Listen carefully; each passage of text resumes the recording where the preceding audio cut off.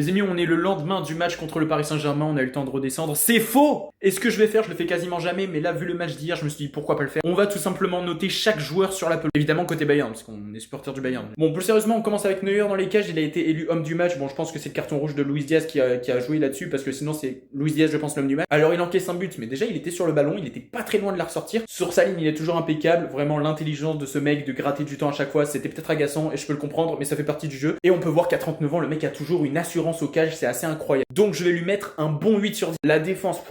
Que vous le vouliez ou non, on a peut-être mis le bus en deuxième mi-temps. Normal, on est réduit à 10. Réfléchissez un peu, bande de cons. En fait, la défense, toute la défense, j'ai envie de mettre entre 8 et 10. Parce que vraiment, c'est incroyable le match qu'on a sorti. Stanisic, ça sera un 8. Upamecano, c'est un 10. Mais le match de Dayot Upamecano, c'est à montrer dans toutes les écoles de défense.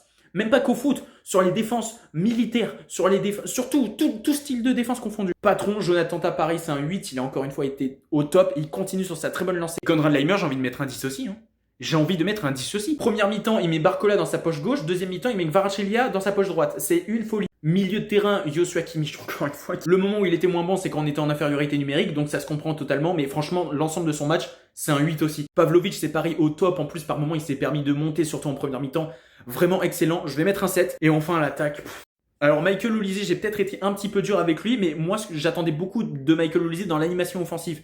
Et pour le coup, c'était vraiment pas top. Et par contre, il faut aussi saluer tous les efforts qu'il a fait pour être présent défensivement et surtout en deuxième mi-temps. Mais dans l'ensemble, je trouve quand même que sur toute l'équipe, c'est celui qui a été le moins performant. C'est pour ça que je vais mettre un 6 à Michael Olise. Luis Diaz, c'est lunaire son match. C'est peut-être le joueur le plus bipolaire que je connaisse. Le mec plante un doublé, mais il prend un carton rouge. Franchement, j'aurais mis un 10 sur 10, mais vu qu'il y a le carton rouge, bah, ça descend automatiquement à 8, quoi. 7. Ouais, 7. Gnabry, j'ai tellement le seum qu'il ait pas joué le reste du match et que, bah, il a fallu sacrifier quelqu'un pour la défense. Ça a été Serge Gnabry. La talonnade qu'il fait sur le premier but, bordel de merde. On retrouve le Serge Gnabry Prime de 2020. Repositionnement en tant que numéro 10, c'est fabuleux. Harry Kane, oui, il l'a pas marqué ce soir, mais encore une fois, dans le cœur du jeu, il a encore été extraordinaire ce soir.